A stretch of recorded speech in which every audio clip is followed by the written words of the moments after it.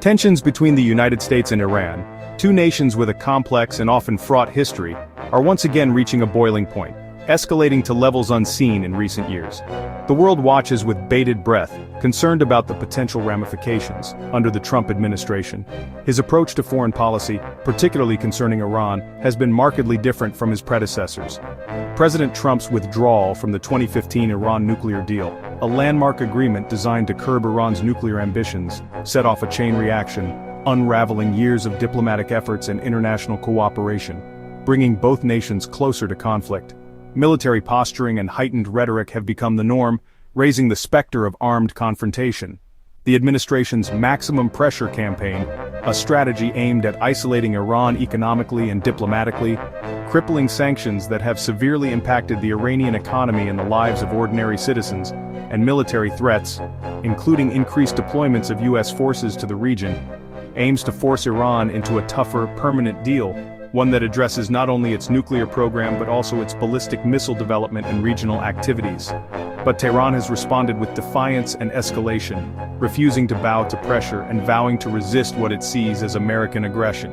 Every provocation risks miscalculation, a single spark that could ignite a wider conflict with devastating consequences, making this a high-stakes gamble, a dangerous game with potentially catastrophic outcomes.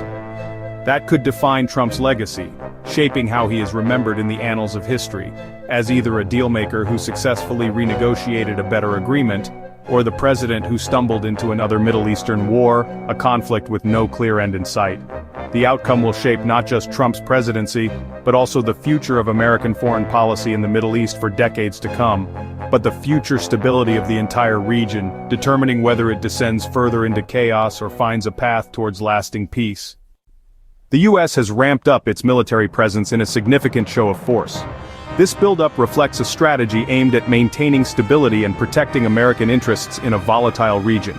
Specifically, this increased presence is focused in the Persian Gulf, a critical waterway for global oil supplies and a region fraught with geopolitical tensions. The Strait of Hormuz, a narrow passage connecting the Persian Gulf to the open ocean, is of particular strategic importance. A key component of this deployment is the USS Abraham Lincoln Carrier Strike Group, a powerful naval force capable of projecting American power across the region. This carrier strike group includes not only the aircraft carrier itself, but also a complement of guided missile cruisers, destroyers, and attack submarines. In addition to naval assets, the U.S. has also deployed B-52 bombers, long-range strategic bombers capable of carrying a variety of payloads. These bombers provide a significant deterrent capability and can quickly respond to any potential threat. Furthermore, the U.S. has positioned Patriot missile batteries in the region, advanced missile defense systems designed to intercept and destroy incoming ballistic missiles. These batteries provide a crucial layer of defense for both American forces and regional allies. This show of force is primarily meant to deter Iran from engaging in any destabilizing activities or aggressive actions that could threaten regional security. It sends a clear message that the U.S. is committed to maintaining freedom of navigation and protecting its interests in the region. The U.S. military presence also serves to reassure and protect allies like Saudi Arabia and the UAE, who have faced increasing threats and provocations in recent years. These partnerships are vital for maintaining regional stability and countering Iranian influence. By maintaining a strong military posture, the U.S. is signaling that any aggression will be met with a swift and decisive response, underscoring its commitment to defending its allies and upholding international law. The scale of the U.S. military deployment is intended to project an image of overwhelming response capability, deterring potential adversaries from initiating any hostile actions. This display of strength is a key element of the U.S. strategy in the region. Every movement of these assets is closely tracked and often publicized, serving as a constant reminder of American vigilance and resolve. This transparency is intended to further deter aggression and reassure allies. The continuous deployment of American forces and the execution of regular military exercises further amplify the message of American readiness to respond to any contingency. These exercises demonstrate the U.S. military's ability to operate effectively in the challenging environment of the Persian Gulf. But this military buildup is a double-edged sword, presenting both opportunities and risks for the U.S. and the region. While it serves as a deterrent, it also raises the risk of miscalculation and accidental escalation, particularly in a region characterized by deep-seated tensions and competing interests. The presence of numerous naval vessels from various nations in the crowded shipping lanes of the Persian Gulf increases the potential for accidental encounters and misunderstandings, which could quickly spiral out of control. A single miscalculation, a misinterpreted signal, or an unintended incident could quickly escalate into a larger conflict, with potentially devastating consequences for the region and the world. The machinery of modern warfare is on full display in the Persian Gulf, with advanced weapon systems and sophisticated military technology deployed by all sides.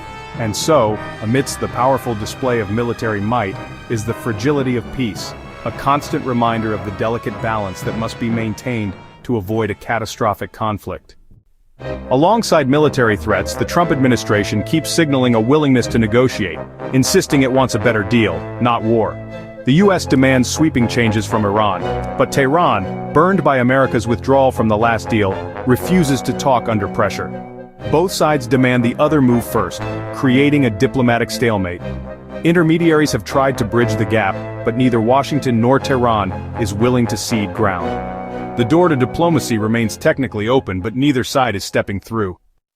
Inside Iran, the political landscape is a complex tapestry of competing ideologies. Hardliners, with their unwavering commitment to revolutionary principles, are increasingly pushing for confrontation on both the domestic and international fronts.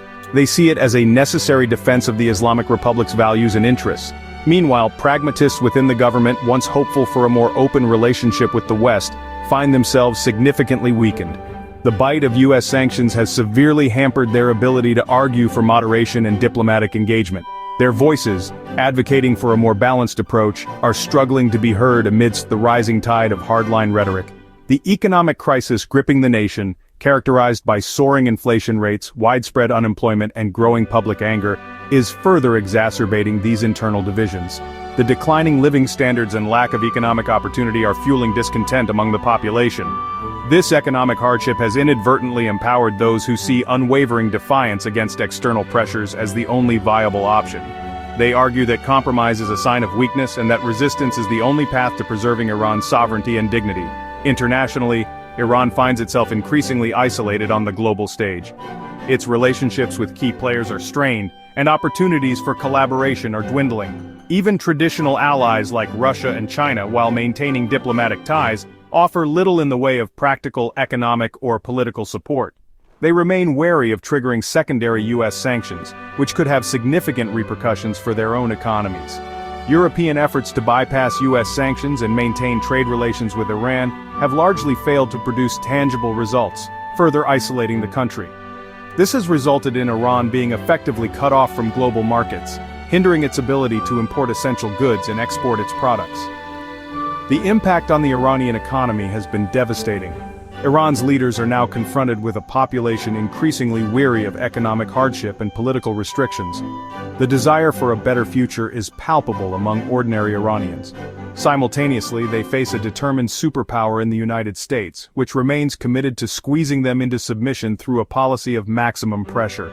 With a dwindling number of reliable allies and mounting internal and external pressures, the situation within Iran is becoming increasingly precarious.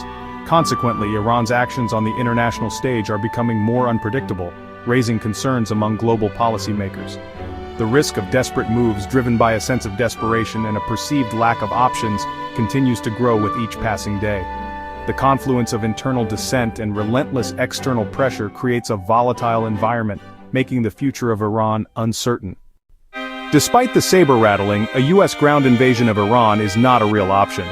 Iran's vast, rugged terrain and fiercely nationalistic population would make occupation a nightmare. Its military is built for asymmetric warfare, ready to inflict heavy casualties and turn any invasion into a regional disaster. The U.S. public and policymakers, scarred by Iraq and Afghanistan, have no appetite for another endless war. The Trump administration's goal is to change Iran's behavior, not topple its regime by force. Any military action would be limited, avoiding the quagmire of a full-scale ground war. If conflict erupts, the U.S. would likely rely on precision airstrikes and cyber attacks, not boots on the ground.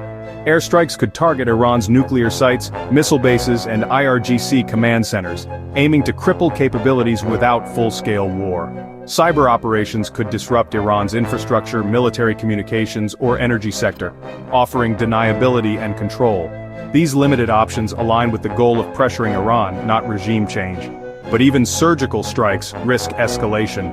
Iran could retaliate with missiles, proxy attacks, or its own cyber strikes.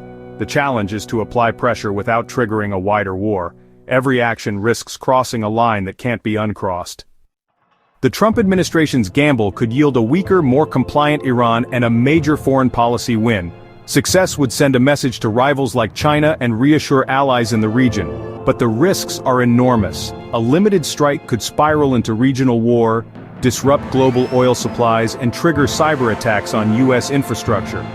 The world economy could suffer, and the Middle East could plunge into chaos. Trump's decisions in the coming weeks will shape not just his legacy, but the region's future. The choice between pressure, military action, and diplomacy has no easy answers. The stakes could not be higher.